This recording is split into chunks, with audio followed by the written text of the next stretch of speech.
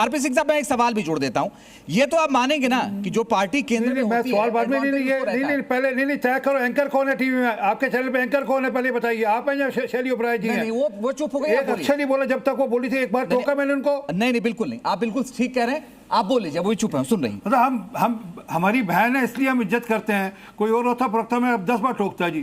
तो उसका ये नजायज लाभ तो मत करें, नजायज लाभ तो मत ले कम से कम। बोलिए।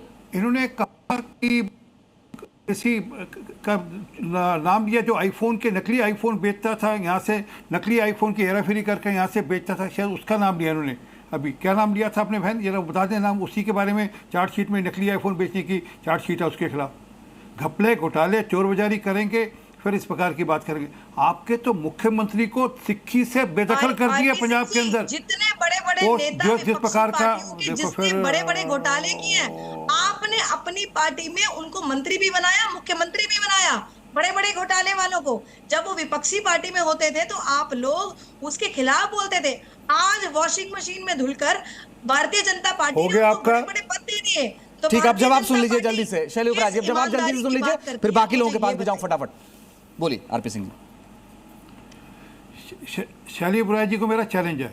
इनके पास बड़े अच्छे वकील होते थे जिनको इन्होंने जूते मार कर बाहर निकाल दिया था, परंतु फिर भी और वकील भी हार करते हैं, अपने लिए वकील हार करते हैं। कोई एक मुकदमा आप ले आइए जिसको जाकर आप कोर्ट में लड़िएगा, सारी फीस मैं दूंगा। अगर हार के तो फीस मेरी, जीत के तो फीस मेरी, अगर हार के तो दुगनी फीस देनी पड़ेगी आपको।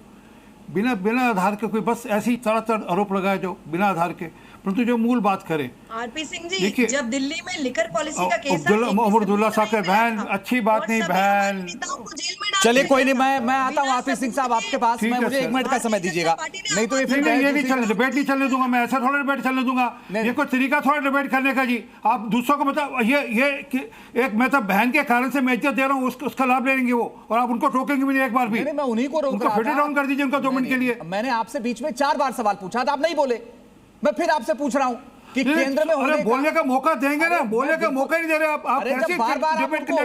जब बार-बार उनको एड्रेस कर रहे हैं तो जवाब दे रहे हैं बीच में आप। आरपी सिंह साहब, मैं सीधा सवाल, मैंने उनको 10 बार, उन्होंने मेरे से 10 प्रश्न पूछे, मैंने एक बार टोका के उनको बीच में। आरपी सिंह साहब, यही तो दिक्कत है। ये अर्बन नक्सल विचारधारा के लोग आते हैं जो दूसरों को बात करने का मौका नहीं देते। ये अर्बन नक्सल है सारे। आरपी सिंह साहब, ये तो आप मानेंगे ना कि जब केंद्र में कोई सरकार होती है तो उसका एडवांटेज मिलता है।